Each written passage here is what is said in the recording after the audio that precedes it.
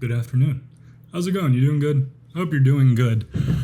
I just got off of work and I wanted to sit down. I want to talk to you about something.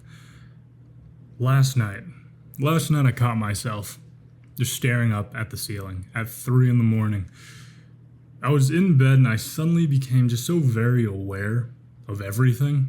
Not just the fact that I am awake far too late on a school night, but I am a person with thoughts, with a soul, and I am lying down in a room right now. It's on Earth, on this space rock that is flying at thousands of miles an hour, and sort of this vast nothingness that is also somehow getting bigger. And I realize that I don't just exist, but I know that I exist. I am, in a way, watching myself exist. And then from there, I just started thinking about every single moment in my life that led me up to that very moment. And then that led on to every single other possible choice that I may make until, I'm no longer here anymore. Then I wondered, do dogs do the same thing? Do they ever lay down at night and think if they barked too loud at the mailman? Or it's sort of in that same vein of, are birds aware that when they're tweeting along or they're singing at 5 in the morning, they're waking me up and keeping me from sleeping? And I don't think they do. I don't think that they get stuck in their heads about it. Humans, though,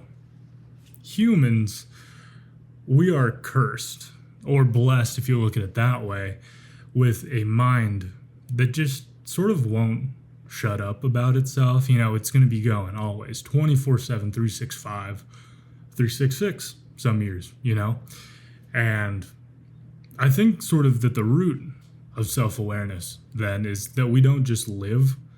We are simultaneously watching ourselves live. We don't just think, we think about thinking. That self-awareness is the source, really, of all of our art, our science, our friendships, but also all of our regrets. It gives us direction.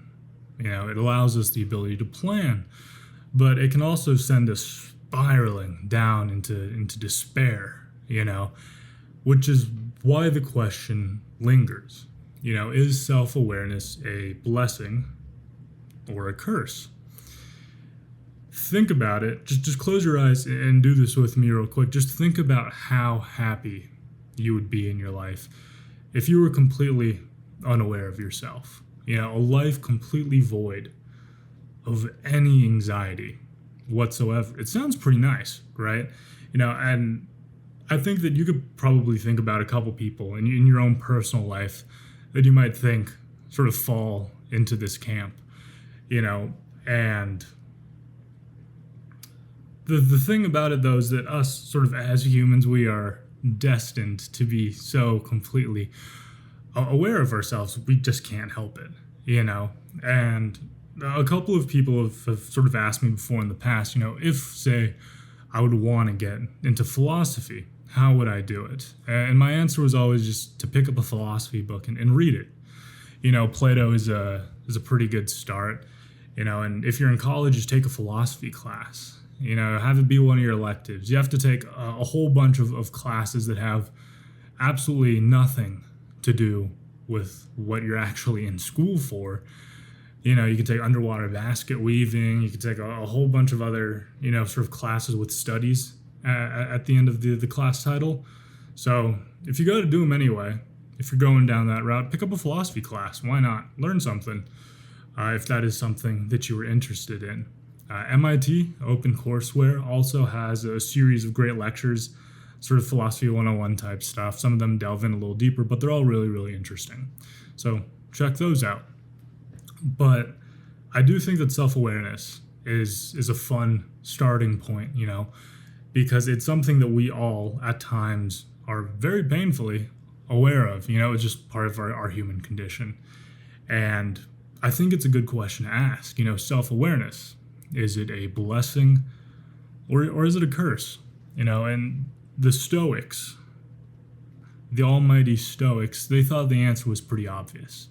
They looked at the chaos, of the world around them. And during their time, I would say the world was pretty chaotic.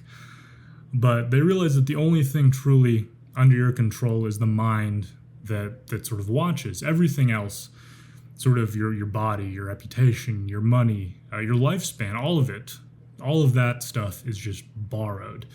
The only thing that really truly belongs to you is your capacity to reason. Now, nearly 2,000 years ago, or probably around 2,000 years ago, in Discourses, Epictetus wrote down, and I wrote it down. I do this a lot. Well, whenever I go through, I write all these things down. This is sort of what I'm reading off of, in case you were curious. But in Discourses, Epictetus wrote, "Of all existing things, some are in our power, and others are not in our power. In our power are thought, impulse, will to avoid, and, in a word, everything which is our own doing. Not in our power are the body, property, reputation, offices, and, in a word, everything which is not our doing. Now, the things which are in our power are by nature free, unrestrained, unhindered, but those not in our power are weak, slavish, restrained, and belonging to others." The blessing sort of then comes in our own interior freedom. With that freedom, though, comes the ability for our mind to sort of turn on itself. Stoicism acknowledges that the awareness of our own thoughts and our own being can quickly devolve down into rumination. And this sort of lends to that constant sort of mental highlight reel of every single thing that's gone wrong in your life, every single mistake that you have made. And it also provides the anxiety for a future that we have absolutely no control over. And in letters to Lucilius, Seneca wrote, "We are more often frightened than hurt, and we suffer more from imagination than from reality. What I advise you to do is not be unhappy before the crisis comes, since it may be that the dangers before which you paled as if they were threatening to you will never come upon you. They certainly have not come yet." So in that sense, the curse of self-awareness becomes pretty evident. We can suffer in our anticipation. So I suppose this sort of leads to where can we find a middle ground then? We don't want to erase our awareness. We can't, we're kind of stuck with it. And the Stoic answer to finding that middle path was to train it. Now, in by far probably the most popular Stoic reading, Marcus Aurelius provided himself sort of a short set of instructions about how to handle the storms, of his mind. And that was in Meditations. And in Book 8, Marcus Aurelius wrote, "If you are distressed by anything external, the pain is not due to the thing itself, but to your estimate of it, and this you have the power to revoke at any moment." Marcus Aurelius also wrote in Book 2 of Meditations, "You have power over your mind, not outside events. Realize this, and you will find strength." Now, an untamed mind can be corrosive and really can be dangerous, but once trained and disciplined, you can see thoughts that may arise and then choose not to be controlled by them. In the world of neuroscience, the region of your brain that sort of kicks in when your mind starts to wander is called the default mode network.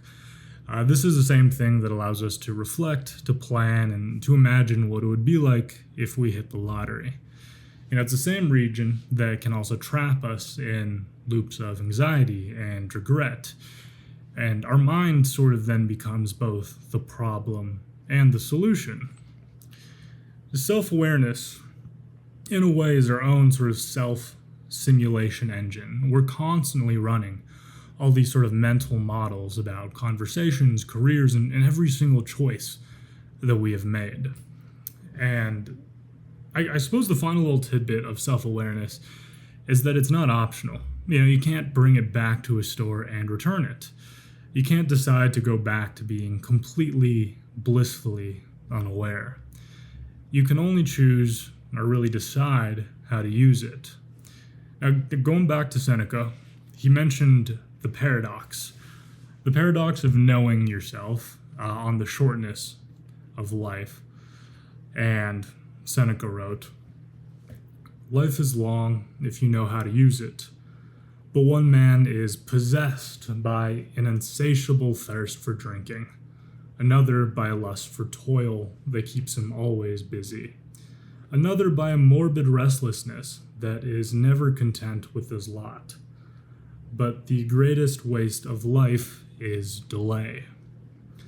For it snatches away each day as it comes and denies us the present by promising the future.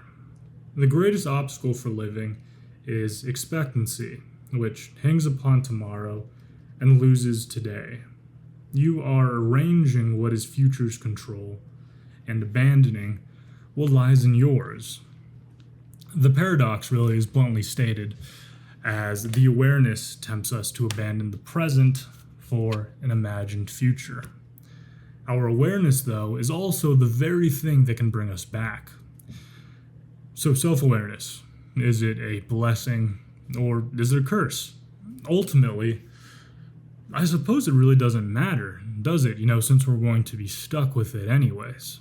Maybe the answer then isn't to decide which it is, but to accept the very paradox that it gives us. To recognize, as the Stoics did many, many years ago, that the mind is the only true possession that we have, and we have to train it accordingly.